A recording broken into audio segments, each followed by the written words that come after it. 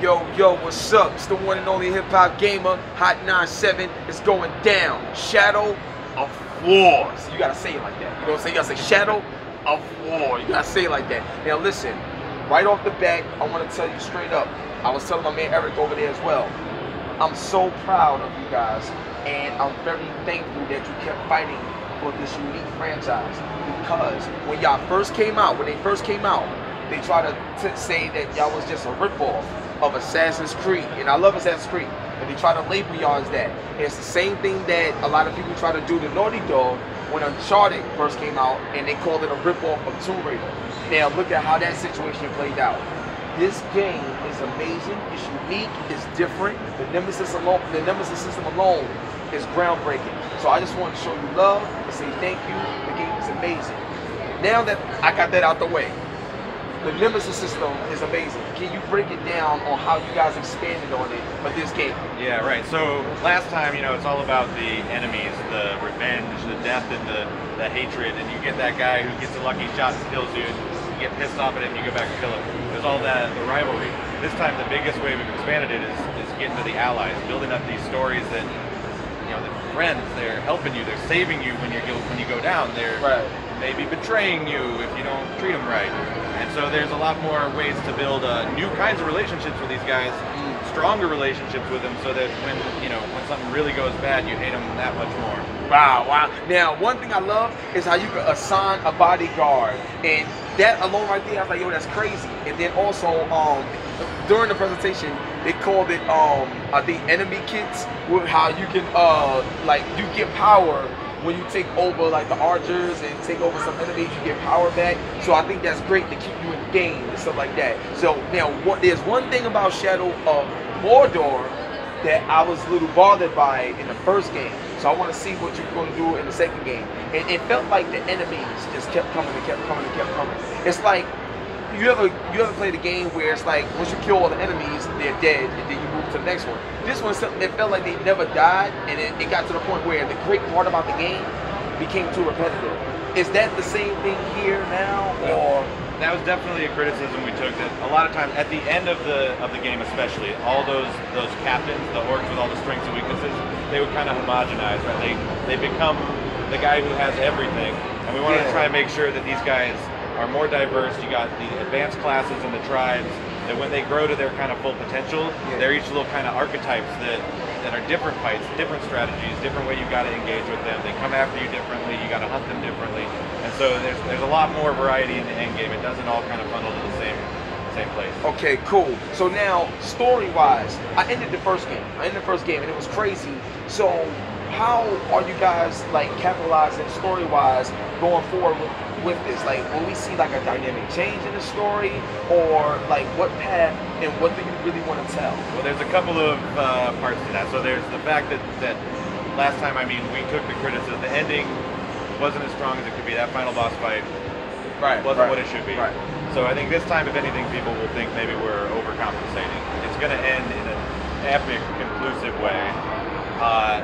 We put a lot more effort into the cinematic storytelling, the narrative there. But at the same time, we also felt like last time the story and the Nemesis system were a little separate.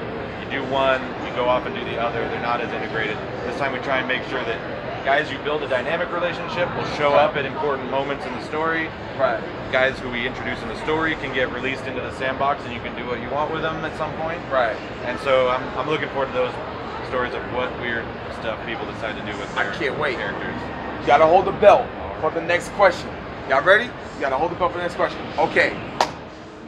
I had this dope idea when I was playing this game, and I was like, yo, it'd be dope if there was a situation where you fought against your shadow. I think if there was a part in the game where y'all split apart and you going one-on-one actually against the shadow that's been helping you throughout the entire game.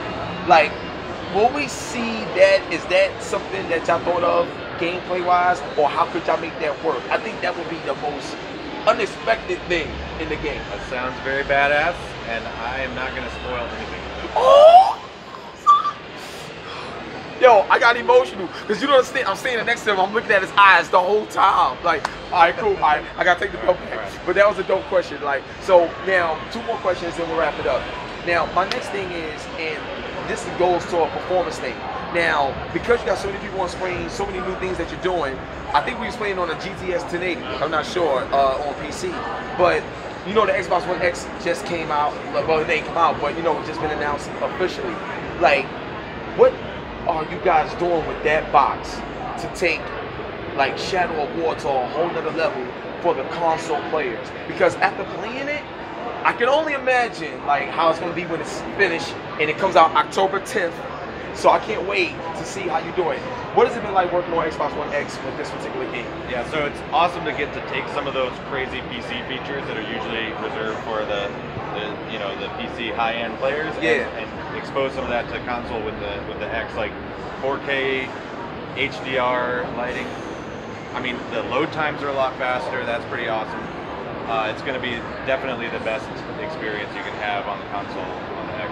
Oh my God, I can't wait. I can't wait. So now for my final question, and I always like to ask something that's a bit more personal, but when it comes to the development of this game, what's some of the like roadblocks that you guys like encountered where at points it felt like, damn, are we ever gonna get this done, or are we gonna get this right? Will the fans love it? Like, what's some of the hardships that you guys encountered but on top of the hardships, what did you do? Or how did y'all come together to make sure you guys was able to get it to a point where y'all can say, you know what, we're ready for you? Well, you know, open world sandbox games sort of notoriously hard to test. They come out buggy a lot. It's kind of that is true. The way the genre goes. That is right? true. Especially with a game like this where there's so many dynamic systems, and the Nemesis system has all these moving parts that they're pretty chaotic and crazy, and we kind of let them do their thing. And that's part of what makes it amazing, is that we're not sure what's going to happen at any given moment. That means there's a lot of hard to nail down bugs. So honestly, that's why we just pushed the date out recently from August to October, because we felt like we needed that extra time to hunt down some of these loose bugs, right? So when it comes out, it should be a lot more solid, a lot tighter. But at the same time, every day, every week when we're reviewing our own game in the office, new shit happens that we are always surprised by. So it's, you know, I got an email today from a guy back at the office who was testing. It was just like, this crazy thing just happening. I had to share it with you. I'm like, I'm gonna tell that to someone who's interviewing me today. That's gonna happen. He got this dude, Thunderhead shows up, ambushes him while he's trying to kill a guy he's been struggling with. Thunderhead, who is this guy? He starts working on him. Thunderhead's got a blood brother who shows up. It's like, you can't beat my blood brother. This guy's name's Thunderlord. Yeah. That's crazy. My God. So he breaks down Thunderlord, dominates him, and says, you know what, Thunderlord, kill Thunderhead, your blood brother. Makes them kill each other. What? Wait, what? So he made his brother kill his other brother. It's brutal. Yo. It's brutal. Now you know of a mic drop, belt drop. That's the end of the interview. October 10th, the game comes out. This is my man Bob Roberts. Y'all give me a hug. All right. Oh my God, Shadow of War. That alone right there, y'all need to pick that up. Definitely a different type of game, very unique game. You're not gonna see anything like this in any other game in this industry. God bless you.